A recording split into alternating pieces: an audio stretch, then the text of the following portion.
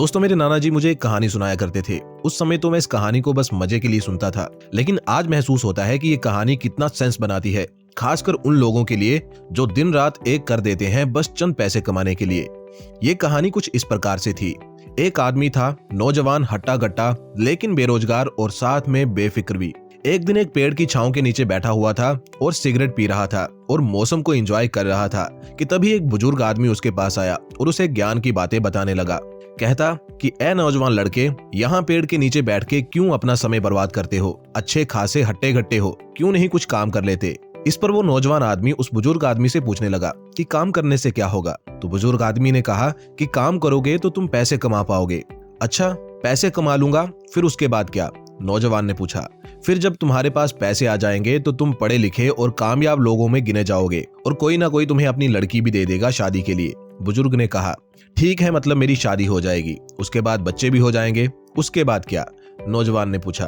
फिर तुम पैसे जोड़ना, एक बड़ा घर बनाना और अच्छा खासा बैंक बैलेंस जोड़ना और खूब मजे करना। बुजुर्ग ने कहा, ठीक है, मैंने खूब सारे पैसे भी जमा कर लिए, लेकिन फिर उसके बाद क्या? नौजवान ने फिर से पूछा। तो फिर बुजुर्ग ने कहा कि उसके बाद तुम अपनी सारी जिम्मेवारियों से बरी हो सकते हो, अपनी मर्जी की जिंदगी जी सकते हो, एक पेड़ की ठंडी छांव के नीचे बैठ के मौसम के मजे ले सकते हो।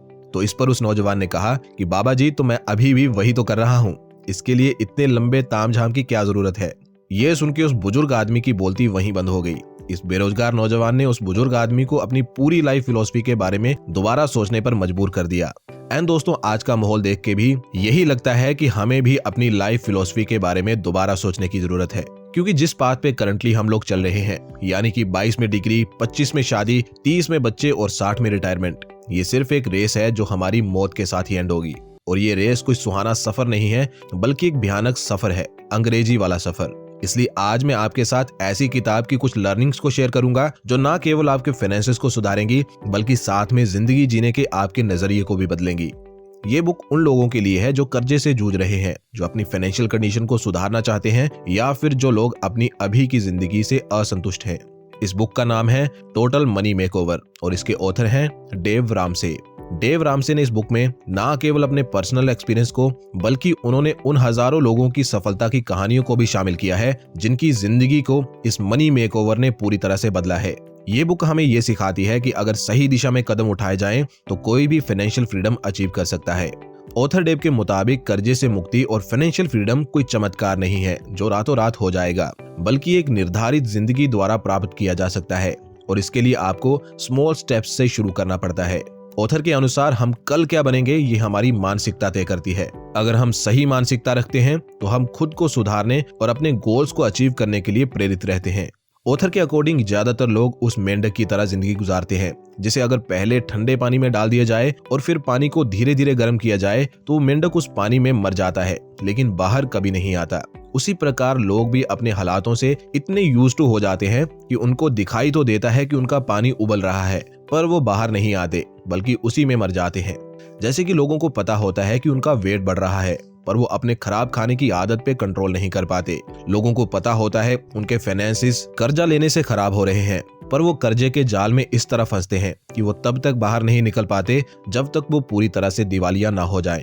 हाउएवर, ऑथर इस तरह की जिंदगी से एट एनी कॉस्ट बचने की सलाह देते हैं, और अगर कोई पहले ही जीवन शैली का शिकार हो चुका है तो उसके लिए ऑथर 6 रूल सिखाते हैं जो खराब से खराब हालत वाले के भी हालात सुधार सकते हैं। सो अब जल्दी से जानना शुरू करते हैं इन 6 मनी मेकओवर रूल्स के बारे में। रूल नंबर 1 है have an emergency fund. Book में एक स्मॉल बिजनेसमैन की स्टोरी है जिसका नाम है जॉन। जॉन का कारोबार अच्छा चल रहा था, लेकिन अचानक से हुए एक घाटे ने उसके कारोबार को तहस नहस कर दिया और उसे मजबूरन अपनी टीम को काम से निकालना पड़ा। जॉन मानसिक तनाव से जूझ रहा था, लेकिन एक अच्छी बात थी कि उसके पास इमरजेंसी फंड था।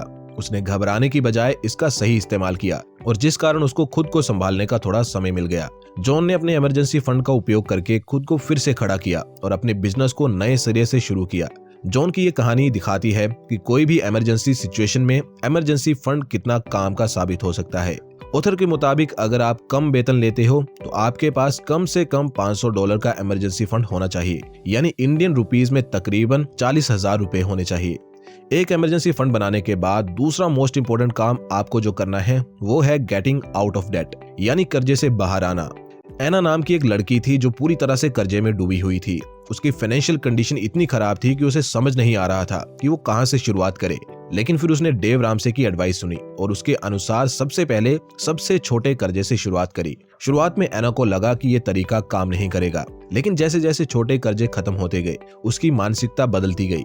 एना कॉन्फिडेंट फील करने लगी और वो बाकी कर्जों को भी पे ऑफ करती रही। फाइनली उसने सारे कर्जे चुका दिए और एक अलग फाइनेंशियल कंडीशन में उसने एंटर किया। दोस्तों, डेट पे ऑफ करने के इस तरीके को ऑथर डेट स्नोबॉल मेथड का नाम देते हैं और इस मेथड को दुनिया भर में इस्तेमाल किया जाता है और ये एक बहुत इफेक्टिव तरीका है।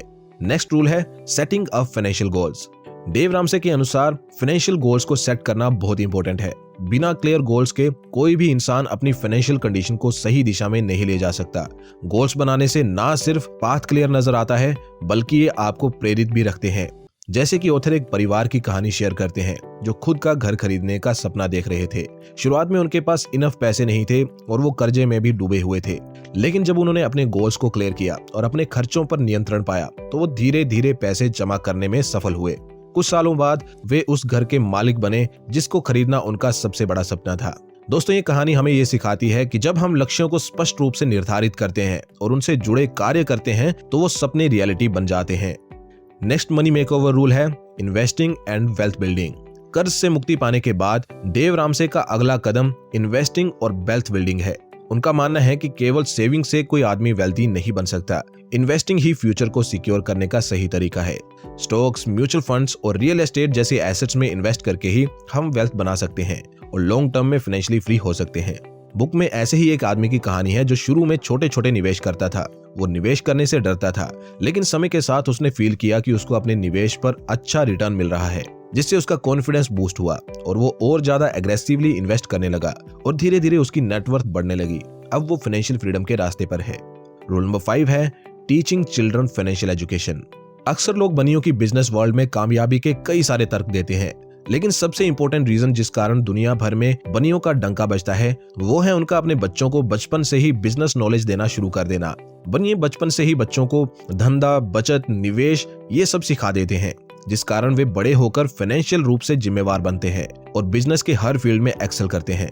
इसलिए जिस उम्र में आप बच्चों को ABCD सिखाते हो, कोशिश करो कि उसी उम्र से आप उन्हें फाइनेंशियल प्लानिंग, मनी मैनेजमेंट और सेविंग और इन्वेस्टिंग जैसे कंसेप्ट से इंट्रोड्यूस करवाना भी शुरू कर दो। नेक्स्ट और लास्ट मनी रूल है लिविंग विद पर्पस। ऑथर के अनुसार अगर हम लाइफ को पर्पसफुल होकर स्पेंड करते हैं तो पैसे की समस्या और कर्ज की चिंताएं हमें गिरा नहीं सकती। जिंदगी का उद्देश्य हमें मुश्किल समय में भी आगे बढ़ने की ताकत देता है। जब हम अपने लाइफ के पर्पस को समझते हैं तो हमें किसी भी फाइनेंशियल क्राइसिस से लड़ने की मेंटल और इमोशनल स्ट्रेंथ मिलती है। जैसे कि डेव एक फैमिली की स्टोरी शेयर करते हैं जो अपनी लाइफ में चल रहे फाइनेंशियल क्राइसिस के बावजूद समाज में अपने योगदान देने के उद्देश्य को नहीं भूलते थे। उनके लिए पैसा केवल एक साधन था और उनका असली उद्देश्य दूसरों की मदद करना था। इस उद्देश्य ने उन्हें अपनी फाइनेंशियल प्रॉब्लम से लड़ने और अपने सपनों को साकार करने की प्रेरणा दी। ये कहानी हमें ये सिखाती है कि जब हमारा जीवन उद्देश्य पूर्ण होता है तो हम किसी भी समस्या का सामना कर सकते हैं। दोस्तों, ये बुक मुझे इसलिए इतनी पसंद है क्योंकि ये बुक ना केवल पैसों की बात करती है, बल्कि ये जीवन के उद्देश्य, मानसिकता और आदतों को सुधारने की बात करती है। और जब आप ये सब करते हो तो फिर आपको अपने सपने पूरे करने से कोई नहीं रोक सकता। लेकिन दोस्तों, सपने तभी साकार होते हैं जब आप उनको पूरा करने के लिए पहला कदम उठाते हो, और ये पहला कदम आप एक डीमैट अकाउंट खुलवा के भी कर सकते हो, जिसके लिए आप डिस्क्रिप्शन में दिए गए लिंक पर क्लिक कर सकते हो। तो दोस्तों, आज के लिए बस इतना ही। उम्मीद करता हूँ वीडियो से आपने कुछ काम का सीखा होगा। अगर आपको वीडियो अच्छी लगी हो तो वीडियो को लाइक करें और दूसरों के साथ शेयर भी करें और चैनल को सब्सक्राइब भी करें फ्यूचर अपडेट्स के लिए। मिलते हैं किसी और वीडियो में, तब तक के लिए जय हिंद।